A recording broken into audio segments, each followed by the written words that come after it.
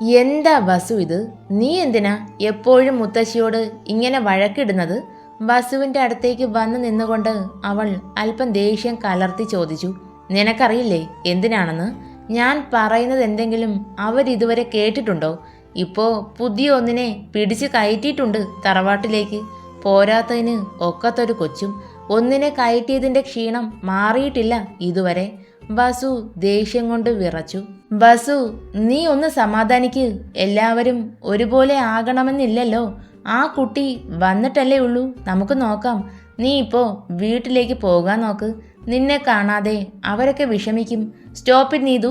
അവൾ പറഞ്ഞു കഴിഞ്ഞതും ഒരലർച്ചയായിരുന്നു. കുറച്ച് സമാധാനം കിട്ടാനാ ഇങ്ങോട്ട് വന്നത്.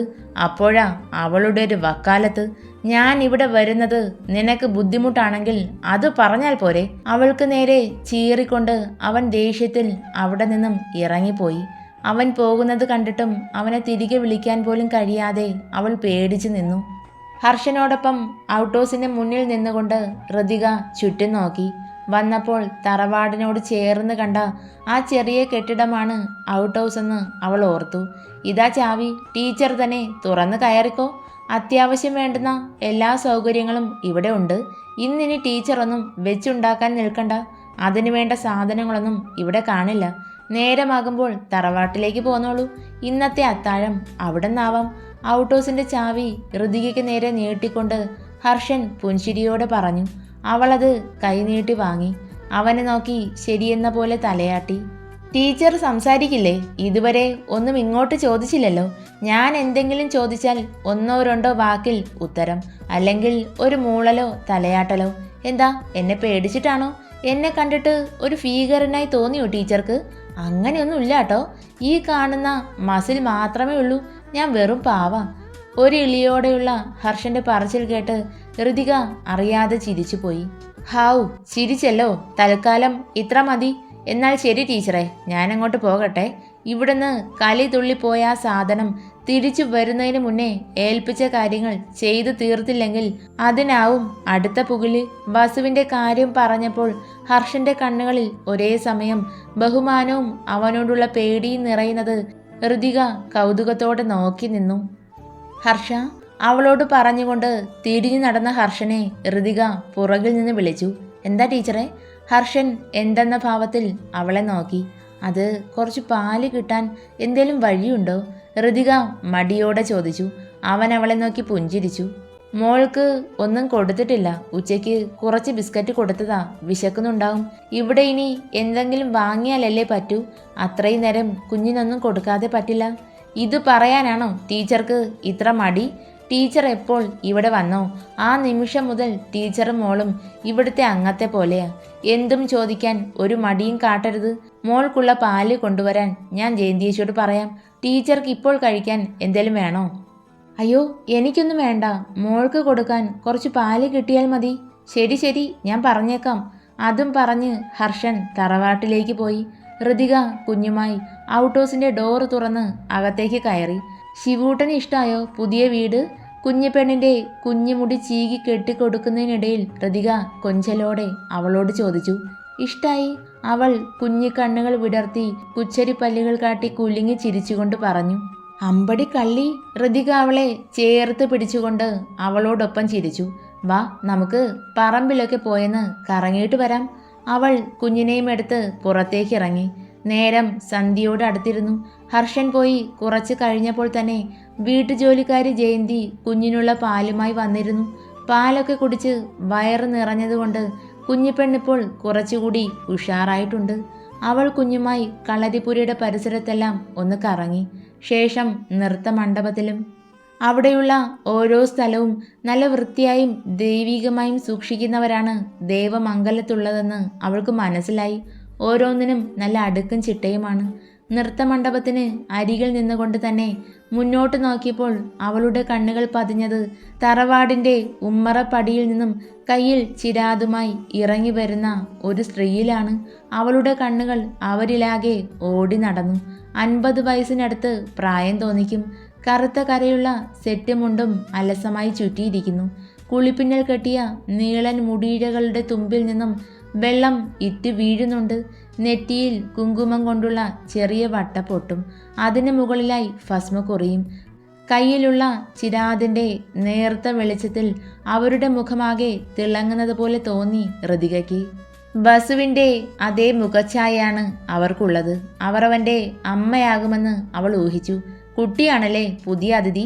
തനിക്ക് തൊട്ടു മുന്നിലായി അവരുടെ ശബ്ദം കേട്ടപ്പോഴാണ് തൻ്റെ കണ്ണുകൾ ഇപ്പോഴും അവരിൽ തങ്ങി നിൽക്കുകയായിരുന്നുവെന്ന് ഋതിക ഓർത്തത്.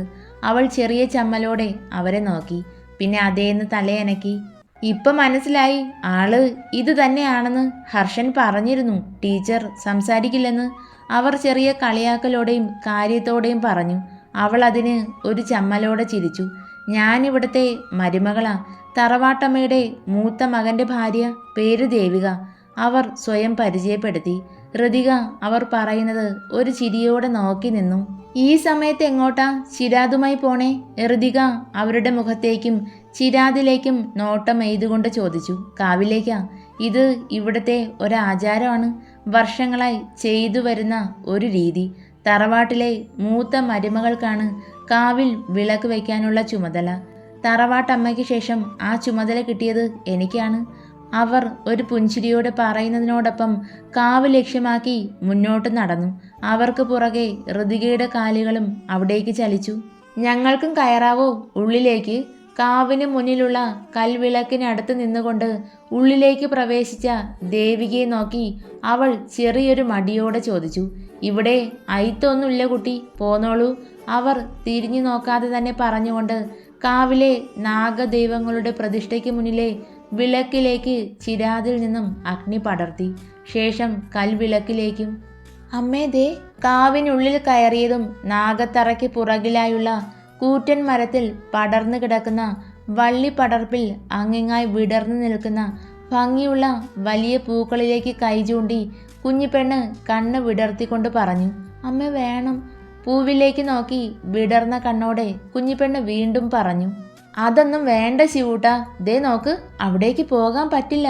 കരിയിലകളാൽ മൂടപ്പെട്ട മരച്ചുവട്ടിലേക്ക് കണ്ണ് കാട്ടിക്കൊണ്ട് ഋതിക കുഞ്ഞിപ്പെണ്ണിനോട് ദയനീയമായി പറഞ്ഞു. വേണം. കുഞ്ഞ് കീഴ്ചുണ്ട് പുറത്തേക്കുന്തി നിറയെ പീലികളുള്ള ഉണ്ട കണ്ണുകൾ നിറച്ചു.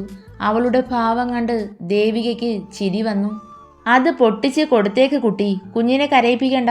അതും പറഞ്ഞ് അവർ കാവിന് വെളിയിലേക്ക് ഇറങ്ങി. ഋതിക ഇപ്പോഴും കുഞ്ഞിപ്പെണ്ണിനെ ദയനീയമായി നോക്കുകയാണ്. പക്ഷെ പെണ്ണിനിപ്പോഴും വാശിയാണ്. പൂവ് കിട്ടാതെ പോവില്ല എന്ന പോലെ മുഖം വീർത്തിട്ടുണ്ട്. ഋതിക ഒന്ന് നെടുവീർപ്പിട്ടുകൊണ്ട് ശിവൂട്ടനെ നിലത്തേക്ക് നിർത്തി.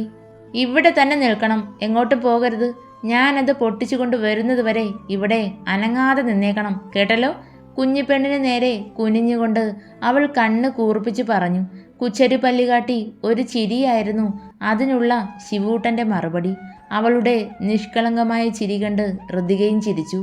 ചിരിച്ചു മയക്കല്ലേടി കള്ളിപ്പെണ്ണെ, നിന്റെ ഈ വാശി കുറച്ച് കൂടുന്നുണ്ട് കേട്ടോ. അവളുടെ കവിളിൽ ഒന്ന് കുത്തിക്കൊണ്ട് ഋതിക പൂവ് ലക്ഷ്യമാക്കി നടന്നു. മുന്നിലുള്ള കരിയിലകൾ കാലുകൊണ്ട് വകഞ്ഞു മാറ്റി അവൾ പതിയെ മുന്നോട്ട് നീങ്ങി.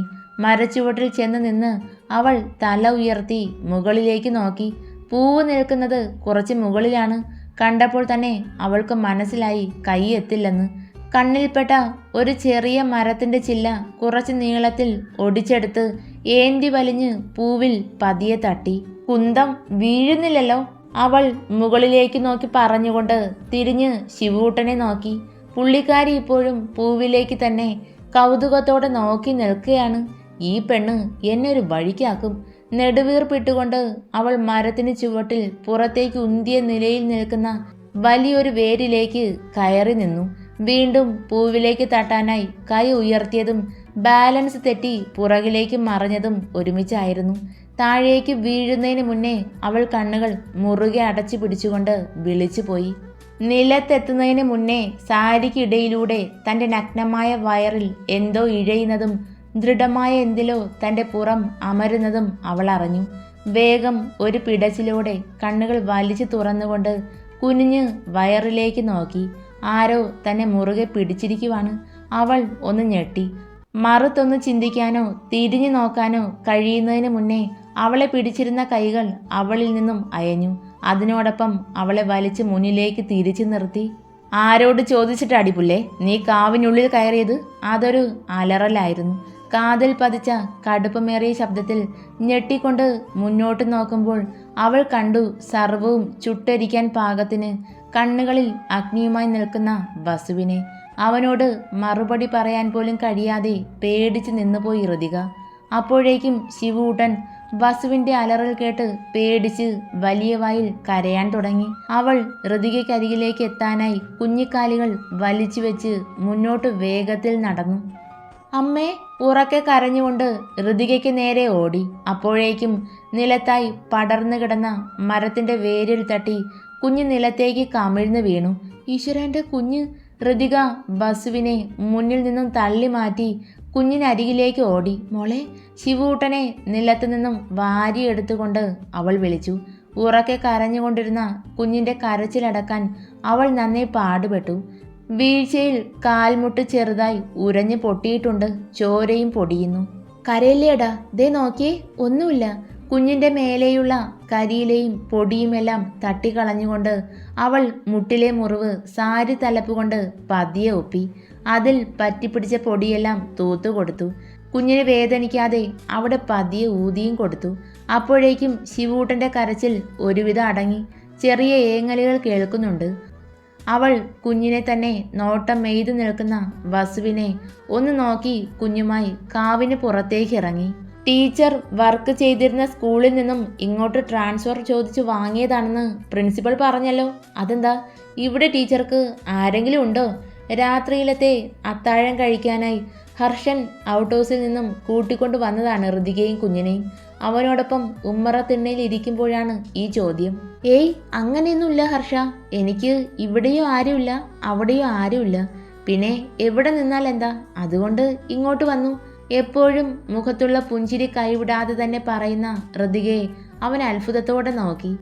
ആരുമില്ലേ? അപ്പോ ടീച്ചറിന്റെ ഹസ്ബൻഡ് എവിടെ? ഹർഷന്റെ ചോദ്യത്തിൽ ഋതിക ശരിക്കും ഞെട്ടി. അത് മരിച്ചുപോയി. അവളൊന്ന് പതറിക്കൊണ്ട് വേഗം പറഞ്ഞു. ഓ സോറി, ഞാൻ അറിയാതെ. ഹർഷന് ചോദിക്കേണ്ടിയിരുന്നില്ല എന്ന് തോന്നി. അത് സാരമില്ല, ഞാൻ അതൊക്കെ മറന്നു. എനിക്ക് എൻ്റെ മോളുണ്ടല്ലോ. ഋതിക ശിവൂട്ടനെ ഒന്നുകൂടി മുറുകെ ചേർത്ത് പിടിച്ചു. അത് കണ്ട് ഹർഷൻ പുഞ്ചിരിച്ചു.